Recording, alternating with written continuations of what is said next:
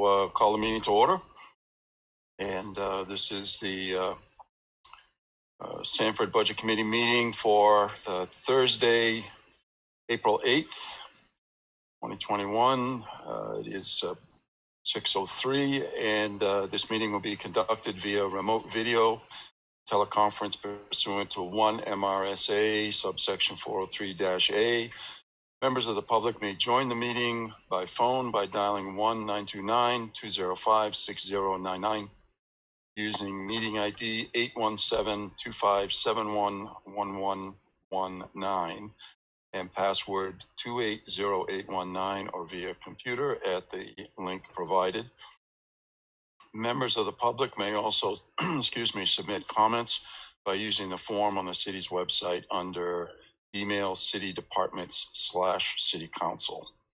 And one thing I just want to say at the outset, at the city council meeting the other night, I had some significant internet problems. Got kicked off numerous times. I was observing the planning board last night. They were better, but not perfect. Because I haven't done anything, I'm assuming this is an internet service provider issue, not a technology issue for me. I have minimized all my background applications, and I'm just doing minimal tabs in Chrome and Zoom without any other applications. Hopefully things will be fine.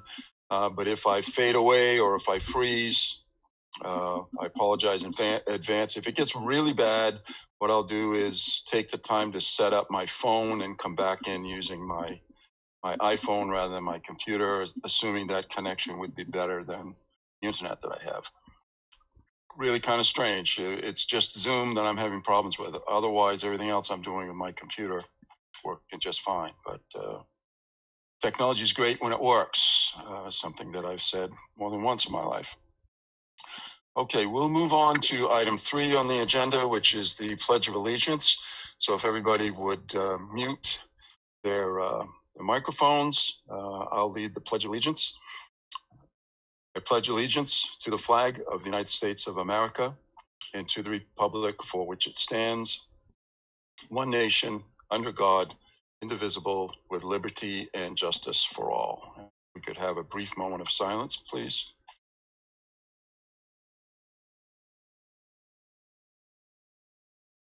Thank you. Do the roll call attendance.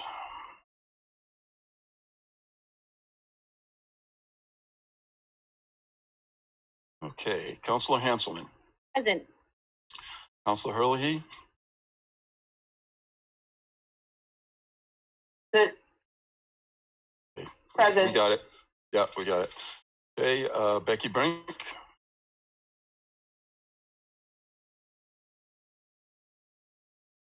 Oh, you're there, Becky.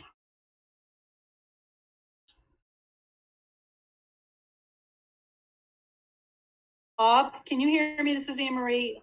Becky says that she can see you, but she can't hear. She's having some audio problems. Okay, so we will declare Becky present. I can see her picture in the screen, and so I see she is participating in the meeting. Jason Rice. Present. Jace Clark. Present. Ashley Davey. Present. And I am also present. And take care of that. Adjustments to the agenda. I don't have any adjustments to the agenda this evening. Does anybody else have adjustments to the agenda? Let's move on to minutes. This is looking for a motion to approve the Budget Committee minutes for the meeting on Thursday, March 25th, 2021. Is there a motion? So moved. Okay, I believe that was Councilor Hanselman. We need a second. Second. Okay, not sure who that was.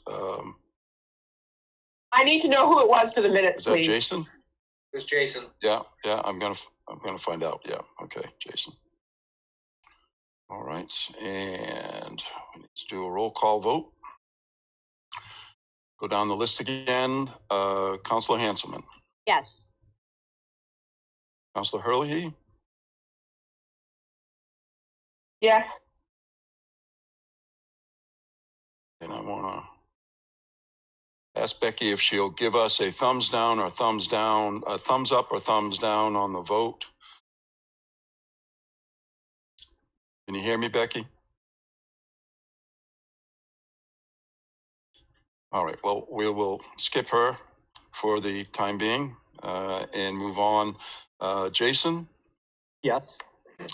Jace Clark, Yes. and Wesley Davy, Yes. and I am also a yes. So that will be a 6 in favor, and we'll call it's not really an abstention, but a no unknown vote for Becky Brink for the minutes. Can you hear me now? Yeah, we can. Would you like to vote on the minutes? Yes. Okay. I was All fine right. with the minute. Yeah. Okay. So there we are. Minutes are complete, and so that's 7-0.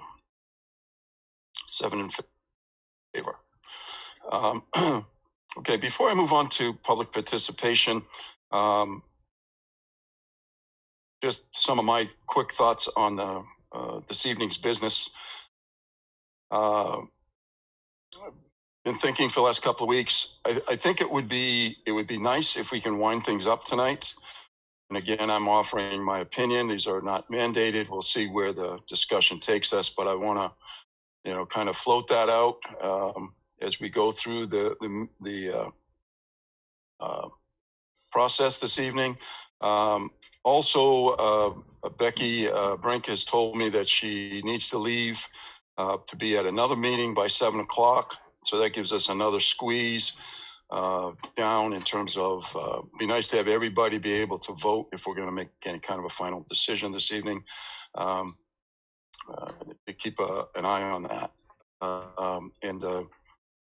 So if we can complete our business and we could get it done by 7 and do it in a reasonable fashion, I think that would behoove us all. So we'll move to item 7, which is public participation. I know that Rick Stanley is here, and Rick did email me and say that he would like to address the group this evening. So if you're prepared, Rick, you can go ahead now. Yeah. Go ahead. Okay, thank you. Thank you, Council Stackpole. I have prepared this. I don't normally do this, read from a script or anything, but it was easier to do, and it will be quicker this way if I just read it. So I apologize for not giving you my thoughts off the top of my head, which I seem to do more often. But No problem. Okay. I'm Rick Stanley, president of the Sanford Springfield Chamber of Commerce, and have been for over 28 years. I'm taking the time tonight to give the Budget Committee an overview of how we feel the Chamber plays an important role in the city's economy. Chamber is a highly visible organization in our community. We are more than likely the first stop someone makes when they are in need of information, business services, and support. Our membership considers us a leading advocate, playing an important role which is crucial to business sustainability and business growth in Sanford. We've helped countless businesses, members and non-members, with issues ranging from permitting, occupancy, marketing, visibility, and more. We started the city's 250th celebration committee and supported all the event activities for the city's special year, including a special 250th community guide. We hosted a yearly October Festival, antique car parades and shows on Main Street, weekly summer music in Central Park, and most recently on the Springfield Library patio on Fridays during the summer. We support the holiday parade, Brew Festival, and host the yearly York County Job Fair that has drawn up to 100 businesses and hundreds of job seekers each and every year. This year, we're doing it in April. I have 3 dates, and it will be virtual, April and early May. In the past, we produced in partnership with the Sanford Parks and Recreation Department two of the biggest musical shows in our area, bringing the Rascals and the Drifters to play at Goodall Park. Becky, this is for you. I don't mean to throw it out there, but I know Becky Brink's husband, Bill, was thrilled when we asked if the Brinks would like to host Felix Cavallari for lunch before that concert. We hosted 3 Bob Marley concerts to support the new gym floor at the Nassau Community Center, which has just recently been installed. We have been founding partners with the Sanford International Film Festival from the beginning, and it was the Chamber who brought a legend in the horror industry, Leatherface, from the Texas Chainsaw Massacre to meet and greet hundreds of movie fans at Smitty's Cinema. In education, we provide up to $2,000 in student scholarships each year to graduates of the Academy of Business at Sanford High School, and support Junior Achievement of Maine, bringing our high school students to USM to compete in the Titan Challenge with up to 100 other Maine schools. We founded the start of the Mouse and Way Land Trust when the owner was looking for an organization other than the city to forever keep Deering Pond safe from development. Anyone who has walked our trails knows what an important organization was created to protect and maintain trails and open space in our community.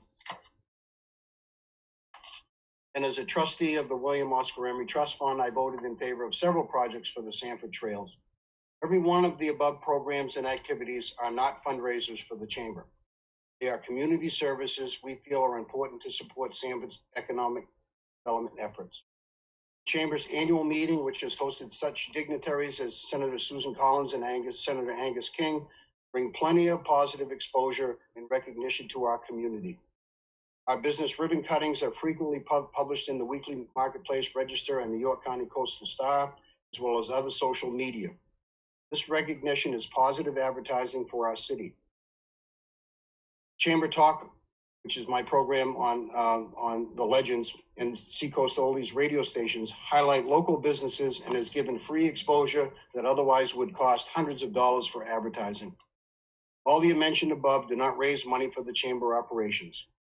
We are a member-driven organization and rely on memberships and sponsorships to cover our costs.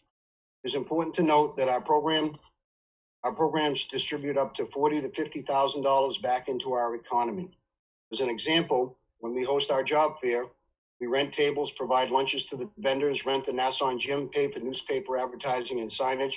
All can total up to $3,000 or $4,000. Our Chamber annual meeting, we rent space, hire a caterer, rent tables, etc. The point is, we're professionals at circulating money back into the community.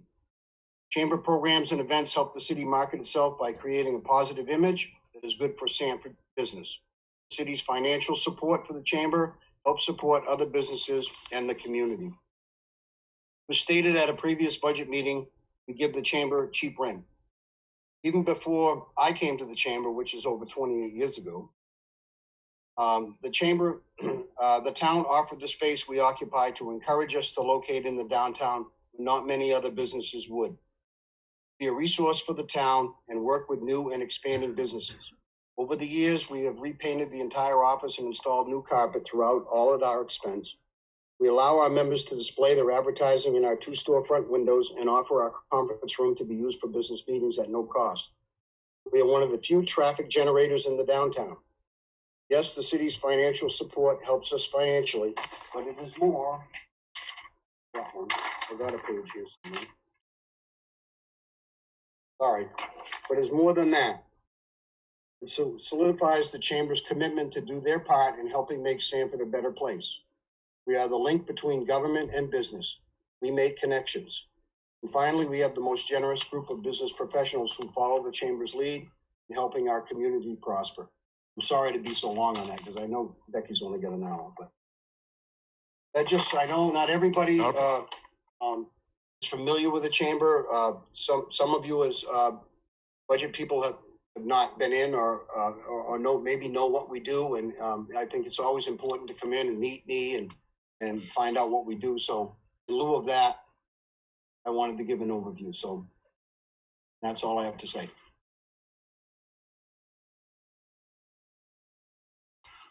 Okay, Rick, thank you very much. It was very informative, and no problem that you were reading anything, but I think it was very informative, particularly to the members that aren't fully aware of the things that the chamber does for the city. All right. So Thank you Thank very you. much. you're welcome to hang around, or I'm at the Or go office. have I'm dinner, gonna whatever go you want. off and I'm gonna go home and go back on because I didn't trust my laptop at home to make this work. It's kind of like yours at your house right now. Yeah. So I Yeah. apologize Yeah. for leaving here, but I Well- should be able to come back on when I get home. All right. All right. Thank you very much. Okay. Thanks Thank again. you. Yeah.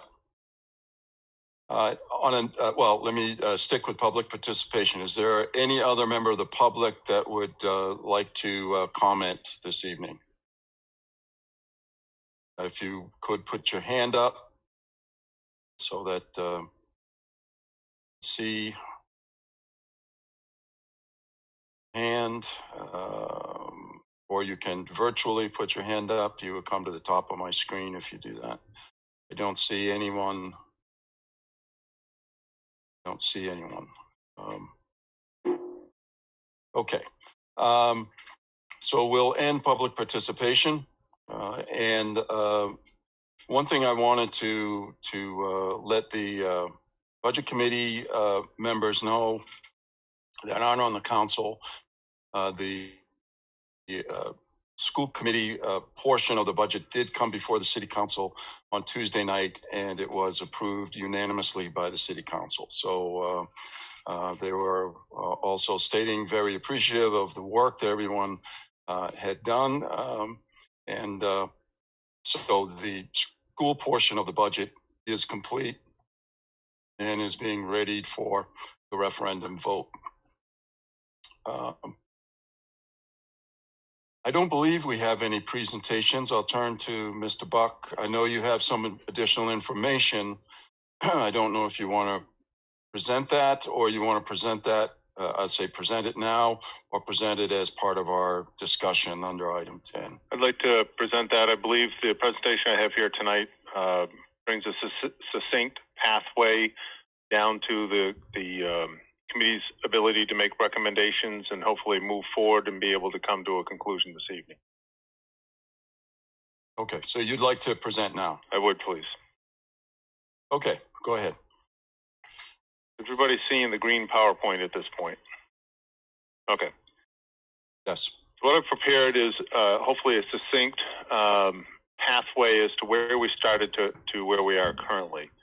This first municipal budget, this was the manager's budget that was originally presented, and it had an estimate of $80 million of new valuation at that point in time.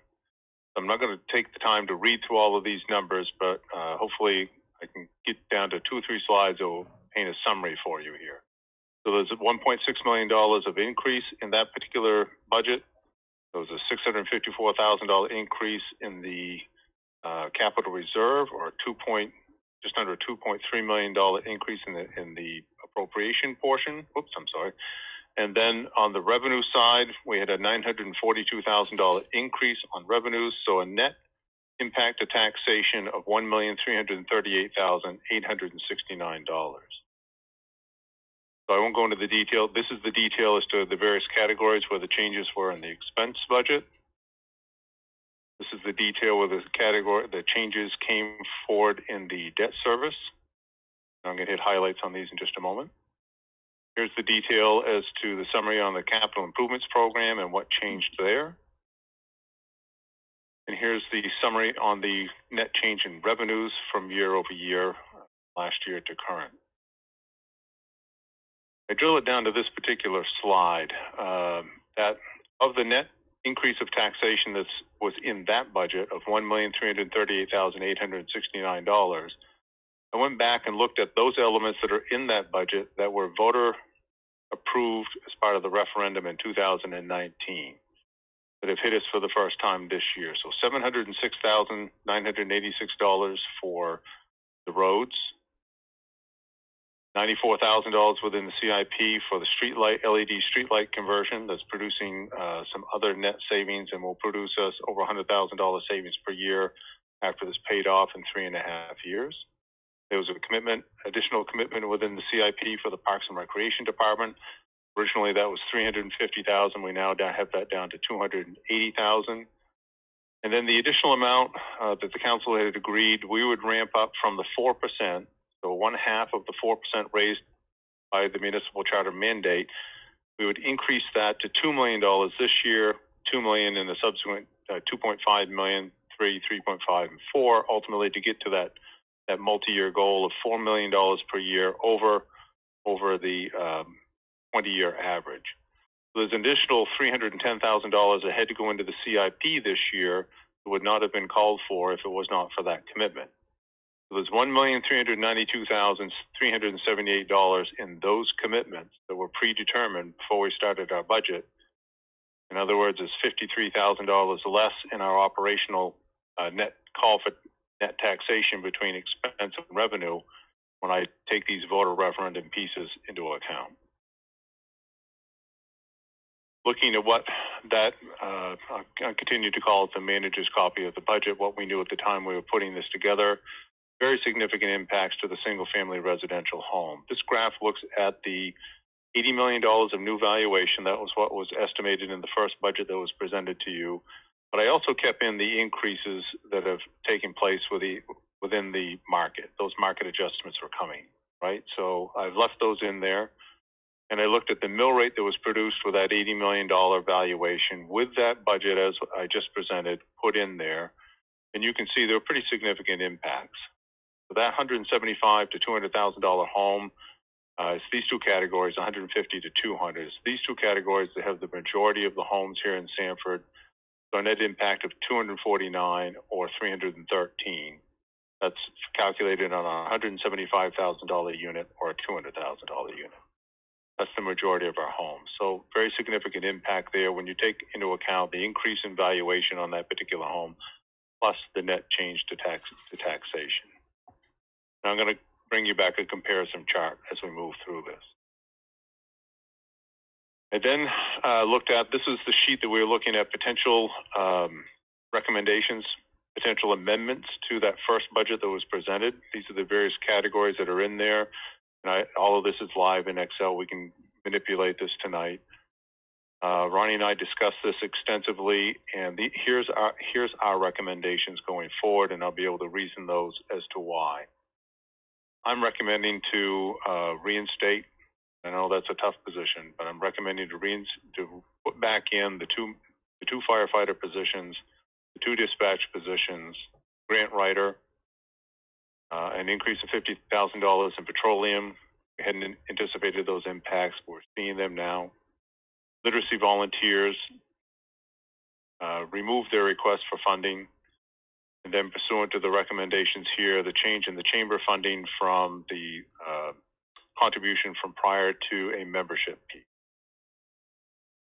There's $100,000 that has been eliminated out of the capital improvements program because of the positive funding that's come from the ARP funds that are going to fund that at 100%. Plus, we just got the bid results on that today. It came in about $200,000 under budget. Not only will it be fully funded by the state and the feds, but we won't have to. They will incur $200,000 less in it. I'm going to talk to you further about the revenue sharing. Was originally in our budget at 3.75%. I've got a different slide on that. The 5% projection that I believe, and I'll give you some reasoning on that, I believe is going to be supported at the supplemental budget that the state will pass, is an additional $529,715 to the municipality. This is the first adjustment that you've seen on this. I have a separate slide on it. It's called Reimbursement from Vaccination Clinics. The paramedics that are doing the vaccinations for both the mega center that's here in Sanford, as well as they stood up the original clinics that performed the vaccinations for the Phase 1A, the public safety personnel. They did all of those, and they're now standing up a weekly clinic. The three teams. Our team is standing up every Tuesday a 500-dose J&J clinic. Kennebunk is standing up every Wednesday, and Old Orchard Beach is standing up every Saturday, taking J&J vaccinations out into the more remote locations. In other words, trying to get to the people that would have a difficult time getting to Sanford otherwise. We're going to generate a net profit, a minimum of $160,000 coming from those clinics. That I respectfully request that you consider utilizing that at a bare minimum towards the reinstatement of 2 firefighter paramedic positions as far as the ramp up is concerned. Down here previously, we had discussed potential utilizations for the American Recovery Plan as creating some offsetting revenue for a subsequent year. I'm finding great difficulty in finding the latitude to do that. I've talked with several councils on this that suggest that perhaps that's something that should be laid back to the council when we have more of the rulemaking done on that. And I have a slide on that in here as well. That produces a net increase of $341,000 to the expense side, a net increase of $689,759 on the revenue side, therefore further reducing taxation by $348,234. If that series of recommendations is supported, it would produce the equivalent slide that I gave you before. Shows the $350,000 decrease down here, and this is how it changes in the categories. It would then take us back to a net impact to taxation of $988,621 for the year. When I compare that to what was in there for the voter referendum supported elements, those actions have removed $403,000 of that voter approved elements in there. Looking at what that does to the curve, this has the estimated now $114 million of increased valuation, which lowers the mill rate significantly. I've accounted for the increases by the percentage in the various categories down here as far as what the homes changed by as far as the valuation within the market. And you can see this has gone from $500 and some odd dollars to $295 for this particular $300,000 home. When you get down into the $150,000 to $200,000 home, it is cut that increase by about half. I then gave you a comparison slide down here so that you can look at that again in the $150,000 to $200,000 home. See, it's actually a $110 decrease here. So a very significant increase in that middle value of homes because the homestead exemption has a much higher impact on the lower valuation than it does the higher valuations. So giving you that comparison to account for. All of these slides in the PowerPoint are stagnant, but I have all of these. They're all in a large Excel book, so anything that you do will adjust these, not in the PowerPoint, but on the Excel. Here's some of the reasoning. The assessment of increased revenue sharing. The state has passed the biennial budget. I call it the first budget or the basic budget. It held, I would say, kudos to the state for giving us surety in there, in that it gave us 3.75% on revenue sharing, which mean $141 million estimated distribution before the budget committee reforecasted. They have now reforecast. We have that information. The taxation committee voted unanimously to pass for the pending supplemental budget to restore revenue sharing back to the full 5%. The revenue forecasting committee's estimate on that is close to $191 million. It's $190 million plus. So that's a significant difference from the 3.75 being at 141. Our portion of that increase is 529,715. So there's two elements as to why I believe this is going to go forward. A, unanimous support at the taxation committee. The Democrats control both houses. I believe that they are in support of this. Therefore, they would have the votes to carry this through as a supplemental to the budget as opposed to the full budget. And just the fact that the Revenue Forecasting Committee actually has put that sheet out there. We have that now. It's been posted by the state on their website at the 5%. The $190 million distribution. It would be political suicide for them to have made that projection only to claw it back subsequently. So I highlighted here that I also see large legislative support. Last Friday's conference with our legislative advocacy group from Maine Municipal Association and the York County managers had the overwhelming majority of us all feeling in the same realm. Kate Dufour, who is our lead advocate there, who knows the legislature well, that she sees the support to put that to the 5% in the supplemental budget. The basic budget also has the homestead exemption remaining at $25,000. with a 70% reimbursement from the state back to the municipality. I've heard extensively that the legislature also has under consideration funding that at 100%, predominantly because what we're seeing now, that rapid rise property values, is being able to give another level of property tax relief. That for us, I don't have that in here tonight. I can show you that calculation though. That's another $600,000 for state. It would not come out of property taxation. And then the other property tax relief elements that I'm referring to in there, tree growth, veterans exemptions, and such under that, have all been preserved in the basic budget.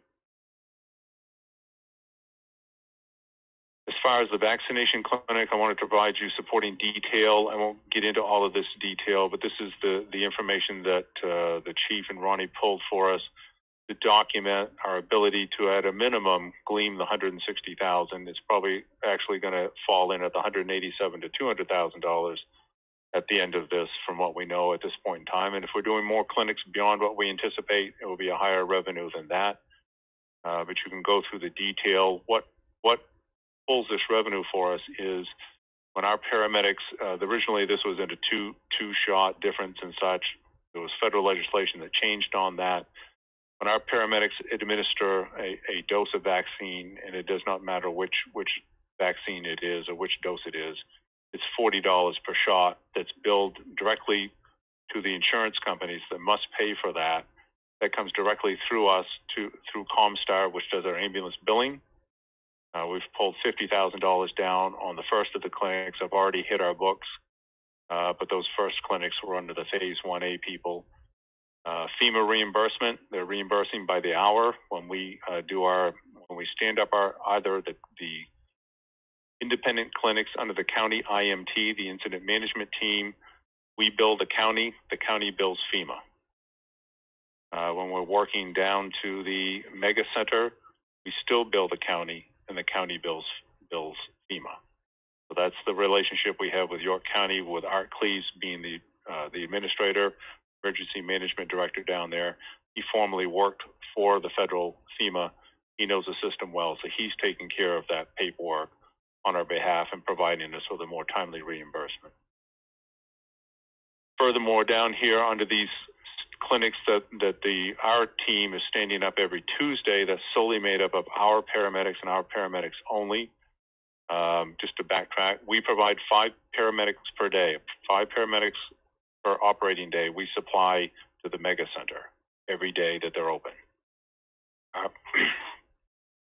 Our staff has committed to that. I just want to sing out the praises to them. They don't have to do that, but they stepped to the plate and said, we're going to do that. And they're down there, 5 of them every day. And then we put a call out for 10 paramedics for the Tuesday afternoon clinics. The majority of those will be ours. We may have a couple of paramedics coming in from other departments to supplement. They typically take anywhere between 8 to 10 paramedics, and they'll do 500 doses in a short afternoon. They're extremely efficient, what they do. So that's where we're going to glean that revenue from.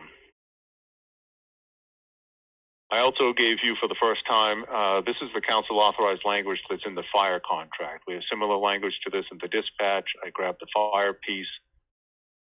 This was from multi years back. It states, in an effort to implement established departmental shift assignment levels from 40 to 52 firefighter, EMT, paramedics, and/or officers in a fiscally responsible phased manner, city and fire department will work cooperatively, subject to available revenue and approval of the city budget. So that language is in there. Ultimately, if the budget process decides that there isn't sufficient revenue in there, when you read down through this language, you can not perform the ramp up.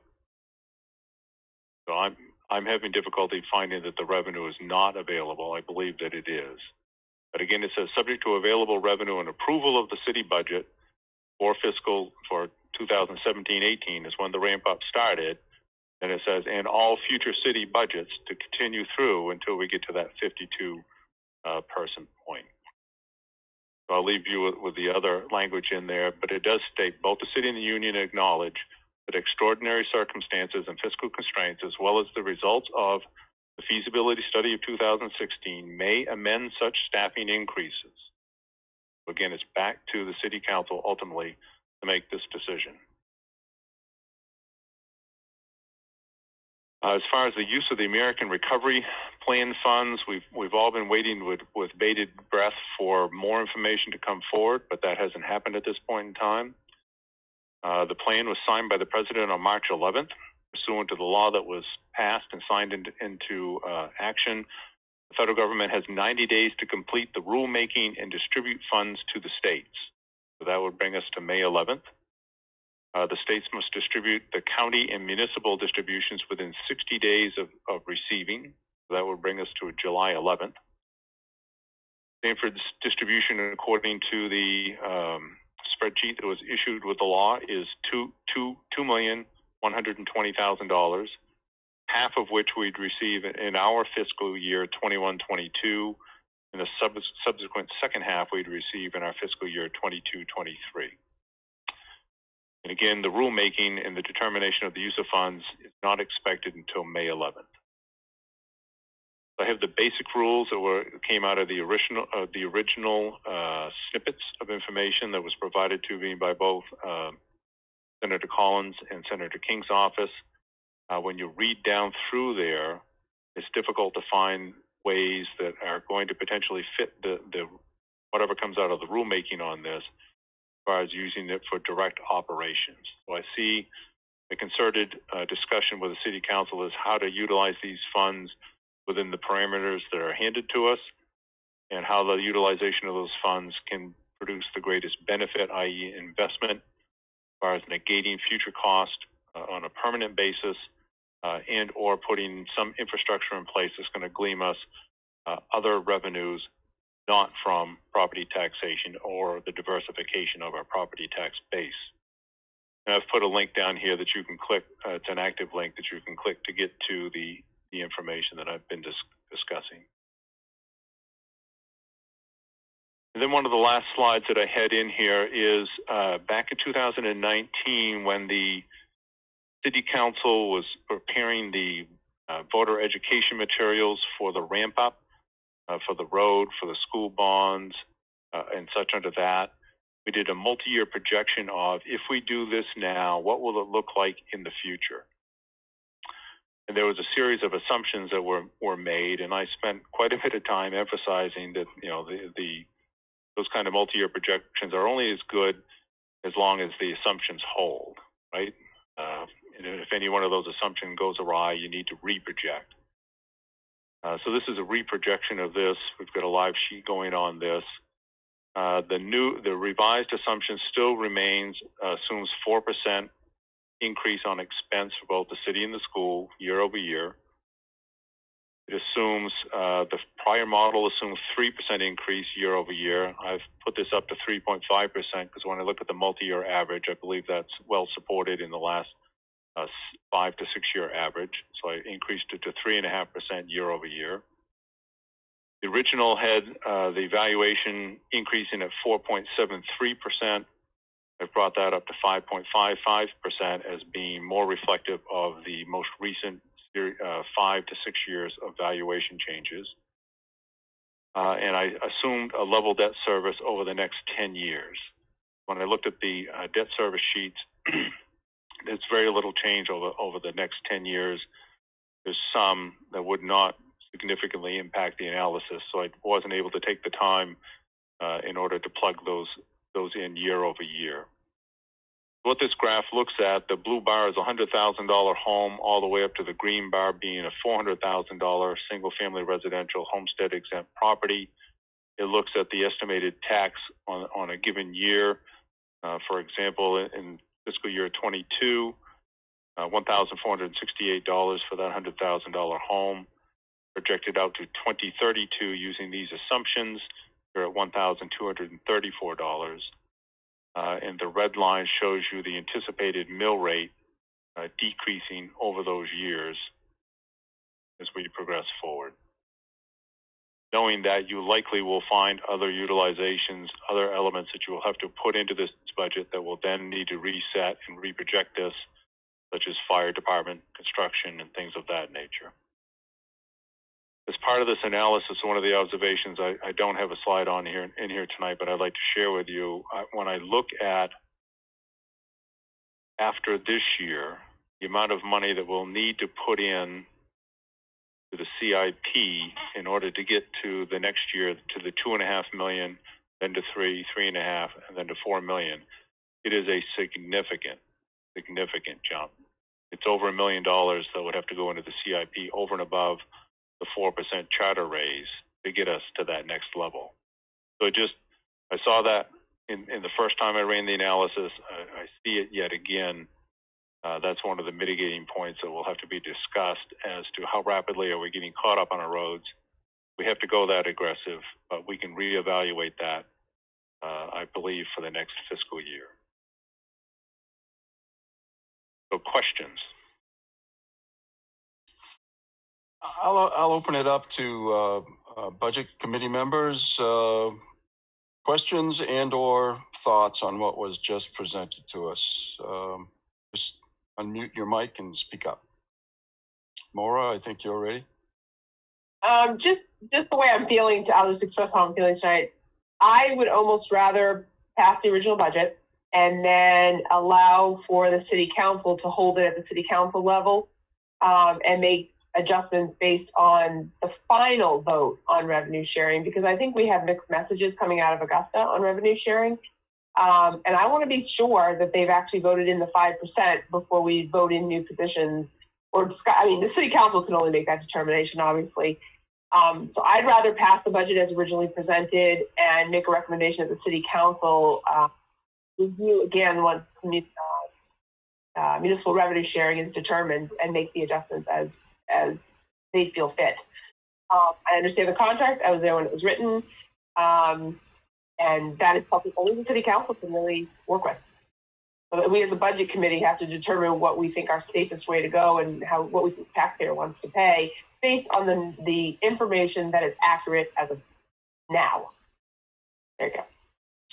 Okay, so let me try to summarize, and we'll continue the discussion. But Steve, do you have the?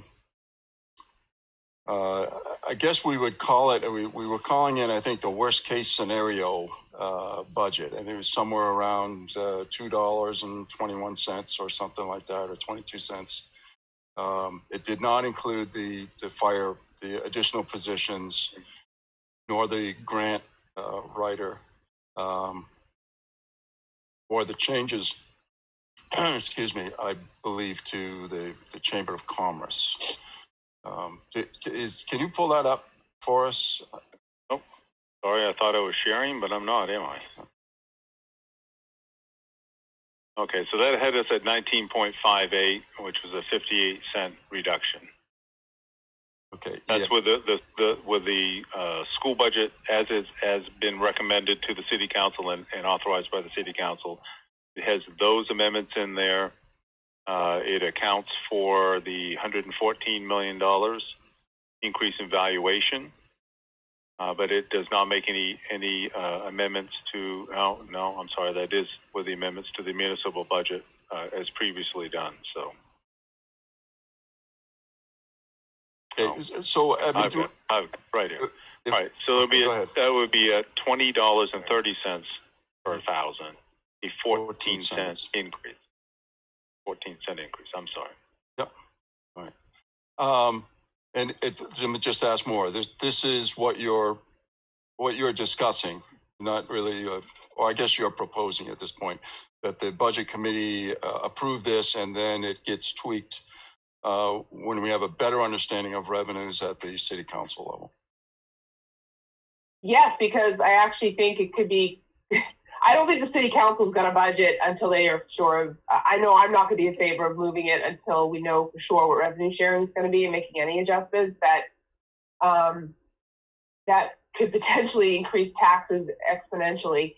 I'm hopeful for everything Mr. Buck has discussed this evening. I really am. But when I look at the summary of the first municipal budget, which is on page 2 of his presentation tonight, I'm seeing a total municipal appropriation of $30,535,165 and total capital reserve of $3.922668. Is that correct?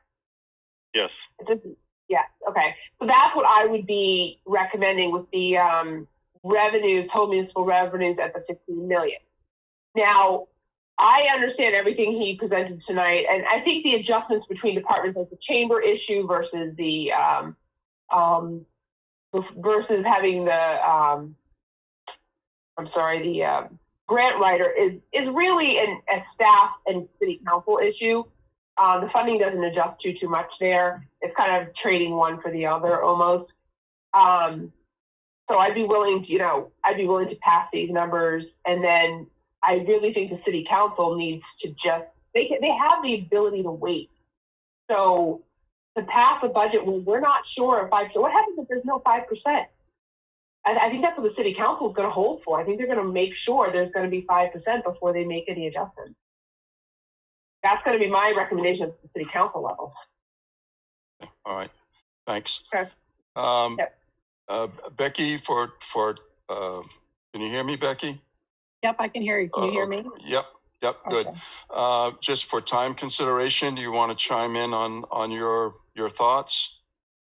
Not many, but one of the things I do agree, especially with Maura, when she made a comment, I think anytime there's a hiring of staff or not hiring of staff, that is the city council's job, not our job. So I would have to agree with the grant writer and the chamber. I don't feel comfortable either putting them in or taking them out. I think that we just do the overall budget and agree upon that. I really liked the summary budget that Steve did at the end there. I thought they did an excellent job. Seeing what I have seen at the state level, I think Steve is right that this probably will stand. But then I do agree with Maura that I would be a little shaky about the definite money involved. That's it. Okay, thank you. I'm not going to pick on anybody, but if you'd like to speak. Certainly, this is kind of your moment to give us your thoughts. But if you're not prepared, you don't have to. Anybody else who'd like to offer their opinion on, and your opinion might be we need to work with what was presented this evening and move that ahead. This is our discussion. Yeah, so I guess I'll just speak on especially the firefighting positions. You know, and if we knew for a fact that the revenue sharing was increased to 5%, I would 100% vote for the expanded positions. That's my opinion. And so if we're going to leave it up to the city council, I'd at least put forward that if we do get the 5%, that I would recommend adding those two positions in. And I would say, if we were to choose this evening to go with the previous budget or the original budget recommendation with the 12 cent increase in the mill rate, I think we could certainly either put in the motion or we could craft a document to send to the city council saying that, as a budget committee, these are our priorities in terms of putting things back in. And I'd be perfectly comfortable with that. And of course, you have 3 city councils sitting on the budget committee that could also hopefully reinforce that position. So, good comments. Bob, I'd just like to lend support into your last thought process. That's what I was hoping the budget committee would come to, that you could have recommendations if revenue sharing comes through. I believe that it will. Yeah. That you would recommend to the council certain adjustments, and if you go on along that line, and if you can make a recommendation as far as the utilization of the vaccination clinic revenue as well, we're going to glean that. That's a certainty for us. So, at a minimum, if you can make a series of recommendations in that regard. Okay, Maura, can I see if I can get other comments, then come back to you, or? Can I comment just to Steve's comment about all I want to say is the only concern I have with the vaccine clinic, it's a one-time. It's a one-time, and that concerns me. That's my main concern with that. I wish it was going to a one-time expense instead of being used as offsetting revenue for next year's budget, because it's just going to bite us later. So, thank you. Yeah, and I concur. You know, the so-called cliff. We don't want to move this budget along and then dig a $300,000 or $400,000 hole for next year's budget committee. You know, pass on a budget to them that's already $300,000 to $400,000 increase before we even get out of the gate. Also, I have to say, if we do that and the firefighters aren't in there, we're facing the same thing. You know, if those positions aren't in there, that increases the cliff, so to speak, even deeper. But I don't want to delve too deeply into my thoughts at this point. Budget committee members, someone else like to speak? Yeah. Okay, Jason, go ahead. Yeah, I think I'm kind of echoes the sentiments. Obviously, being on the budget committee, would like to kind of see the process work to an end, but I think this year presents kind of much like last year, presents kind of an odd situation where there are some variables out there that would be best considered before passing a budget, you know, this evening as far as it's presented. That being said, I wanted to echo what Jason said as well, as far as, you know, we asked the school committee and then the Mr. Buck to change a lot of things as we kind of discussed different permutations as to what we would like to see in potential budget. I think it'd be nice if we could agree on maybe the bare bone budget this evening, and then the budget committee can make recommendations that if the 5% revenue sharing comes into being, this is what we would like to see happen if possible. As far as recommendations to the city council, so I think you know, the input that the budget committee, we've sat through the meetings, we've kind of crunched the numbers like everybody else has, and I think those recommendations coming from the committee members would be helpful to the city council. That being said, I think I would like to see the firefighters funded the positions and the 2 dispatch positions. So if we could come up with something like, when we make a recommendation or a motion, maybe to attach some of those different scenarios to it. Yep. That being said, I think, you know, Steve's done a great job. He's been very patient with us this time around, trying to work through our concerns and questions that we have had. So I think if we could do that, I would support, you know, approving a budget this evening based on, you know, bare numbers, and then allowing the city council to kind of make that final decision based on the numbers coming out of Augusta. All right, thank you. Becky, I realize it's 5 minutes to 7. I want to ask you, because you may have to leave, would you be in favor of adding in, again, at the city council level, provided funds are available, I'll just leave it that way, for the firefighter positions, the dispatch positions, and I'll ask how you feel about the grant writer also. Is that something you could chime in on? Yes, I totally agree with the firefighters, the EMS, adding those back in and adding the dispatch positions in. I think that these are people who are overworked, and we need to, we've actually kind of promised them that we would give them relief. So I would definitely put a yes under that. I think I would feel more comfortable about leaving it to the council totally about the grant writer and the chamber. All right. I don't feel comfortable commenting on those decisions. Okay. All right, that's fine, and I think that's really the information I was looking for. Mr. Davey, would you like to speak? Sure. Yeah. So I agree with this approach to look at the budget as originally presented, as Maura had said, and then allow the city council to look more based on how the funding comes back in. As far as the positions go, to me, it seemed like the grant writer position, the dollars are very low. It seems like the benefit was more than what the cost was. So me, I would be in favor of reinstating that position. As far as the firefighters and the dispatchers, I think that you're looking at positions with money that's a one-time fund coming in this year. So I do think we have to look at the impact next year and going forward if we put those in. So potentially we could look at, maybe funding one of each position to see what the impact of that would be, with the caveat that we would look to fund the other two positions the next year if the percentage didn't go up a certain amount. So I want to see us follow the timeline that Mr. Buck put in to make everything more sustainable. But I just want to make sure that we are very thoughtful about how we do that going forward and not bury certain folks just here. Okay, good comments. And last but not least is Councilor Hanselman. Thank you. No, I'm in agreement. Generally speaking, with what I'm hearing, I'm still, frankly, looking for an 800,000 reduction to net to taxation, but it's not what I need to happen tonight at this point. And I think a lot of that might happen from some of the revenue adjustments. So I would be satisfied with the approach of moving forward from this committee with the original manager's budget, and then knowing that we'll tackle additional budget work essentially at the council level when we have revenue figures. I appreciate it.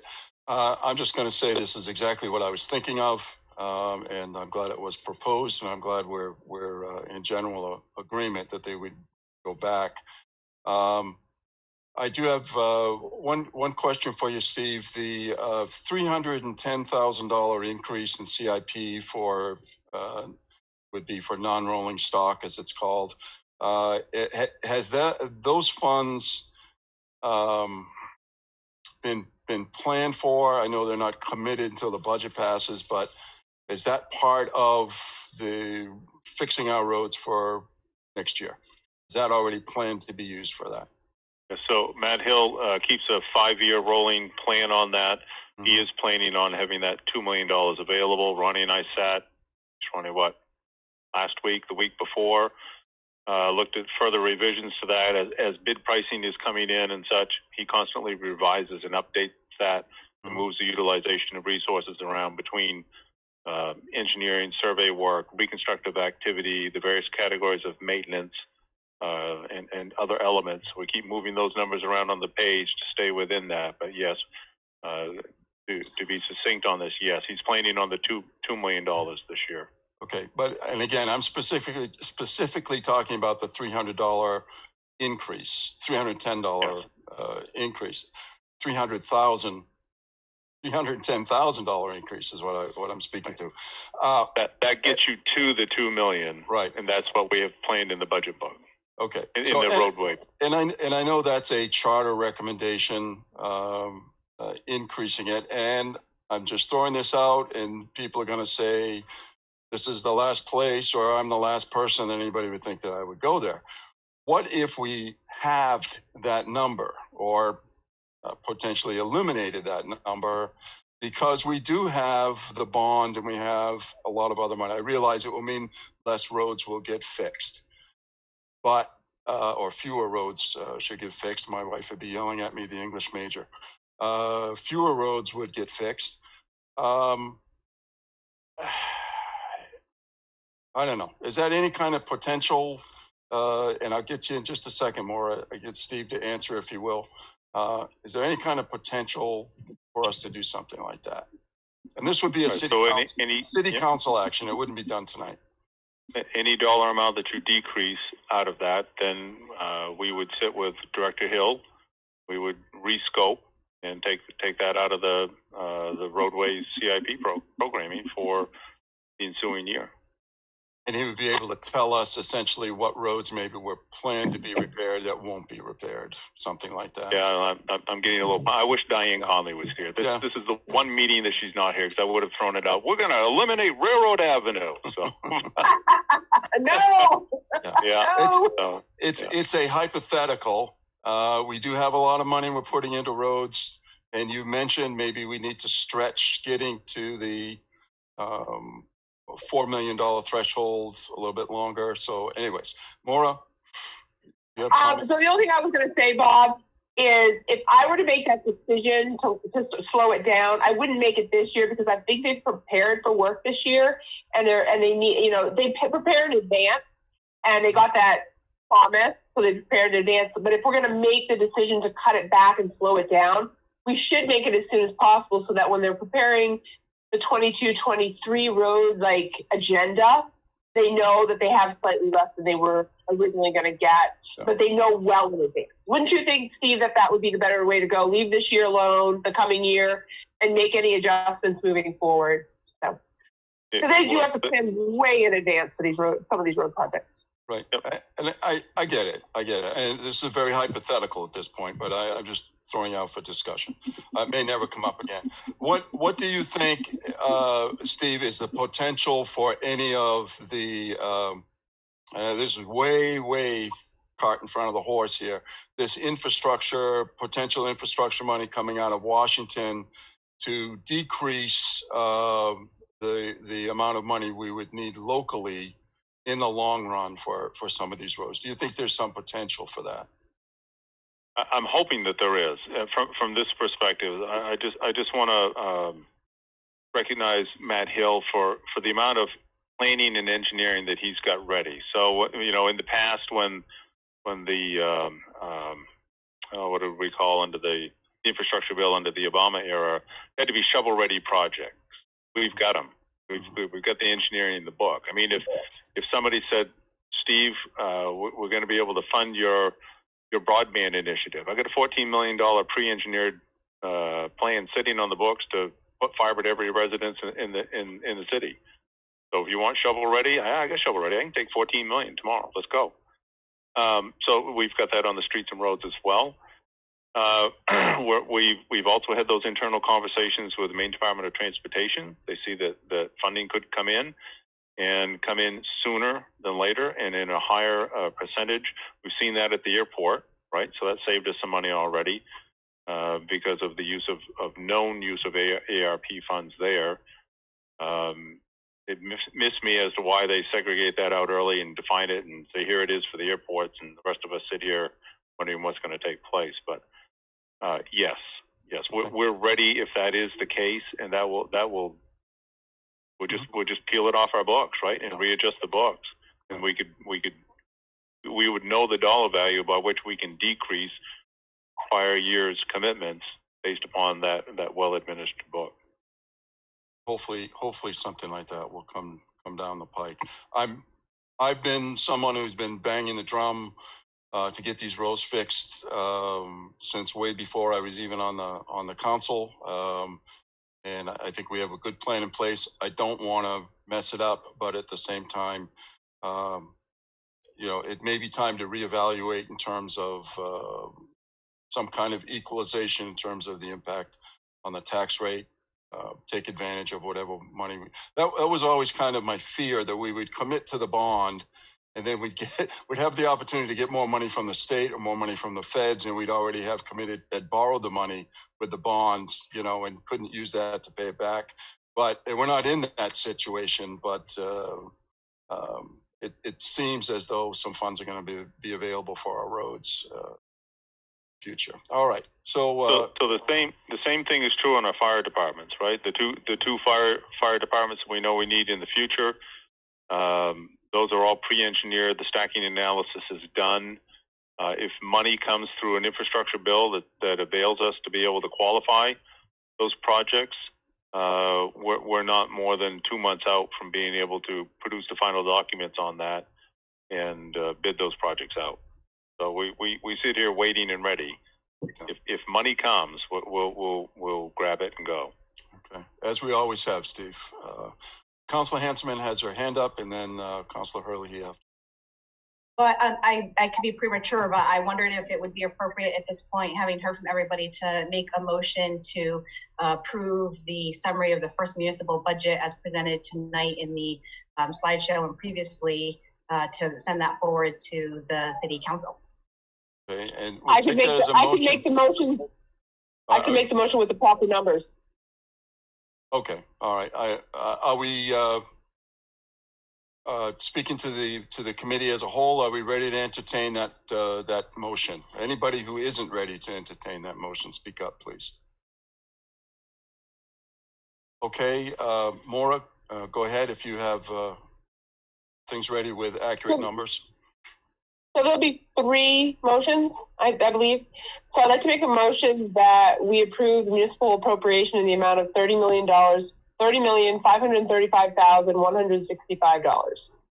That's the first motion. Okay, so we'll take them one at a time. We have a second for that motion. I'll second the motion. Okay, that's Jason. Is there any discussion, any questions? Everybody know what they're voting on? Okay, we'll do a roll call vote. Councilor Hanselman, Yes. Councilor Hurley. Yes. I don't know if Becky's still around. I'll call her name if there's, Becky, are you still with us? She's probably gone. No. Okay, so, so we have one absent. Jason. Yes. Jace. Yes. And Wesley. And I am also a yes, so that is a unanimous vote on the first motion. Okay, go ahead, Maura. I'd like to make a motion that we approve the capital reserve for the municipal side in the amount of $3,922,668. Okay. Second. Thank you. Who was the second? Jace. Jace. Yep. Okay, Jace was the second. Discussion, and I'll ask once again, did everybody know what they're voting for? They know where these numbers are coming from. Yeah, okay. Roll call vote. Councilor Hanselman. Yes. Councilor Hurley. Yes. Jason. Yes. Jace. Yes. Wesley. Yes. And I am also a yes. So that motion passes 6 with 1 absent. And your third motion?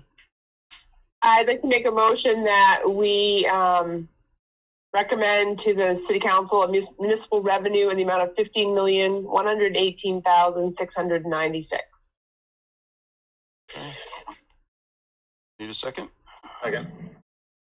That was Wesley? Yes. Yeah. Thank you. Once again, discussion.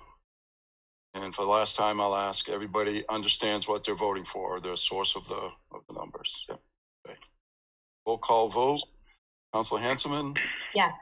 Councilor Hurley. Yes. Jason. Yes. Jace. Yes. Wesley. Yes. And I am also a yes. And Becky Brink is absent, so that is 6 with 1 absent. 6 in favor, 1 absent. Now, I'll ask the city manager, Ronnie, have we done everything we needed to do at this point to move this on and up to the city council? I believe he would like to see some recommendations from this board for the adjustments he's asked for as well. Yep. So we're going to do that. Just asking in terms of the numbers. We've approved the numbers that need to be approved at this point. I'm all set with the numbers provided. Okay. All right. Okay. Thank you. I heard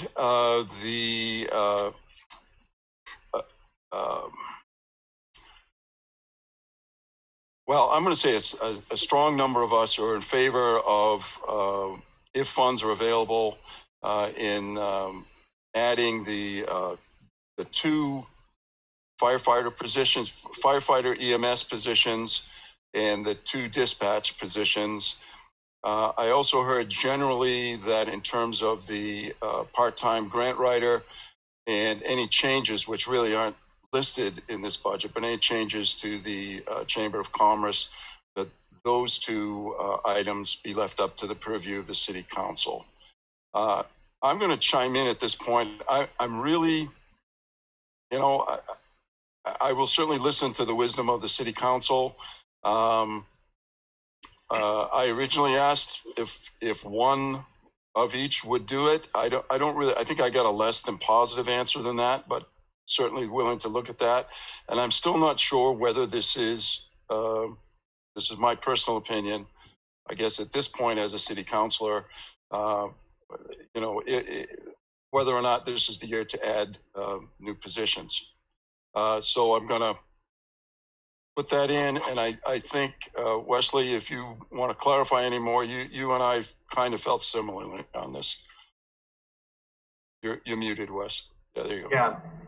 Yeah. So it's the tough thing is not having a sustainable revenue going forward, right? If we knew that having certain positions was going to add that revenue in, I know, but we also want to make sure that we're not overworking anyone. I don't want to see that happen either. So as we look at the revenues going forward, you know, if it's positive this year and we start to see that positive trend going forward, then I think that's something we can look at. But I would hate to put anything in the budget that, you know, potentially would have to be cut or make cuts somewhere else later. And right. I mean, I am, as I've said a number of times, very concerned about us leaving a cliff for next year's budget person, which is why I was looking at half of the 310,000, because then we could sustain it at whatever that 155,000 into the future and take 150,000 plus combine it with some new revenues. The cliff wouldn't be quite as much. That's kind of where I was getting at. Jace has his hand up. Yeah, and that's kind of why I didn't want to base it off of the revenue for the vaccine clinics. I really, if they raise the revenue 5%, I'd feel a lot better, especially going forward. I'm also a little more up in the air on the dispatch positions. If I would rather kick those over to next year. Mainly because they're still not even staffed at 18. And so if we had two positions, what are the chances that they're still going to be able to staff it at 20 or whatever the new number is? Mm-hmm. Okay.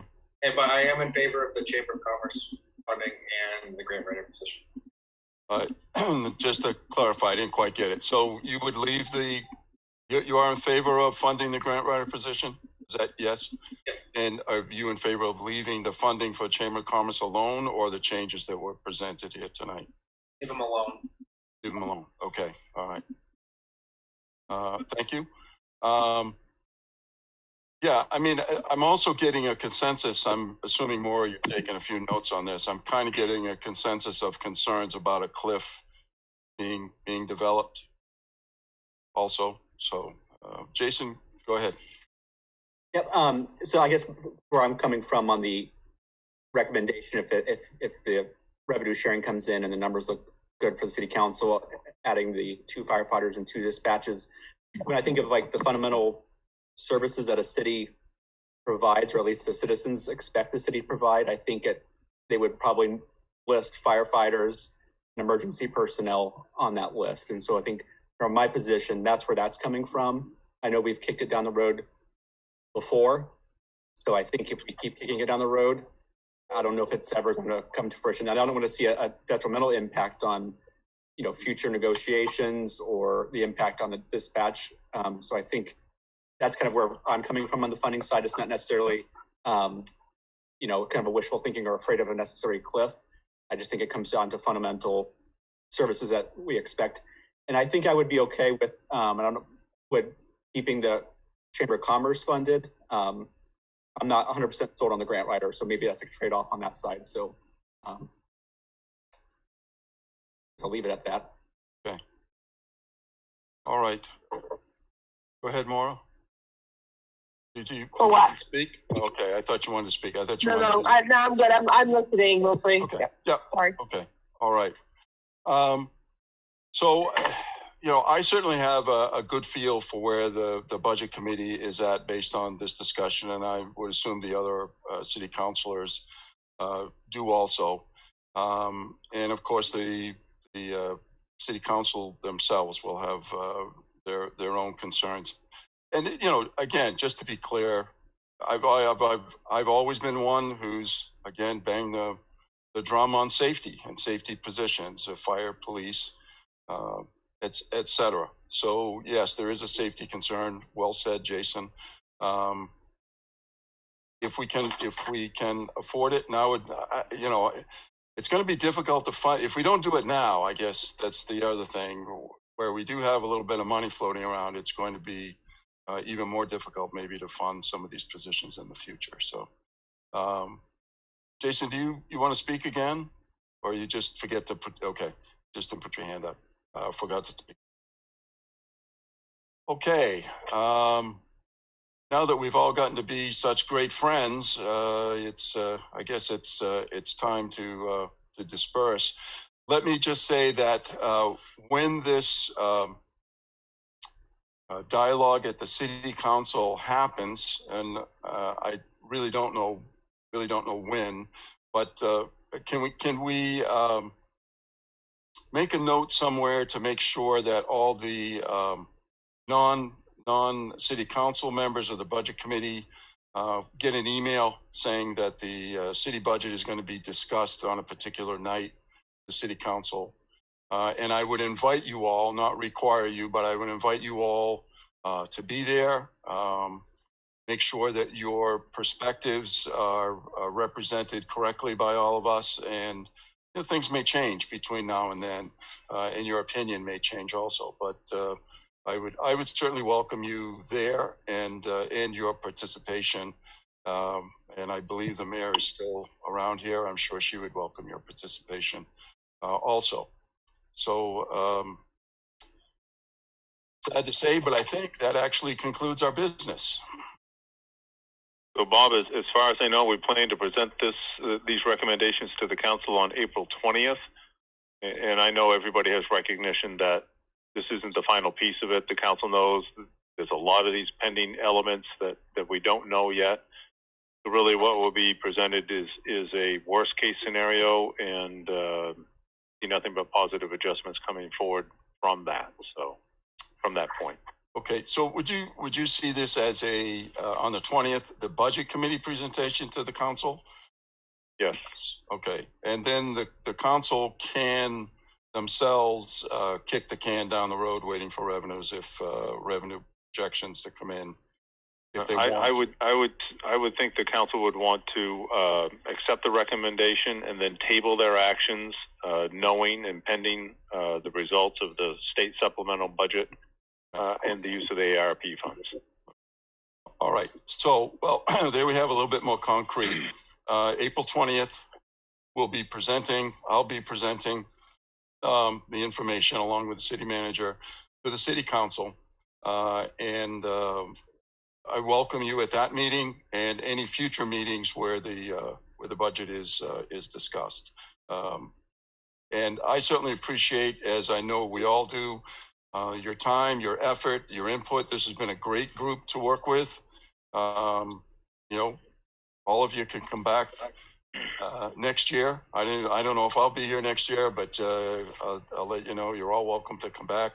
We all worked well together. I think we approached this objectively, and we've come up with some good conclusions and good recommendations and guidance. So I appreciate that, Steve. I appreciate the work you've put into this, and Ronnie, all the staff. I think it's been more than a fair process. So I don't think you can ask for anything more than that, with input from everyone. So I think this has been a great and positive experience here, which is the way we want the budget process to be. All right. Any final comments? No, everybody's ready to go. The Red Sox on tonight or something like that. I don't know. Bruins. Bruins. All right. Thank you once again, and I will adjourn the meeting. Thank you.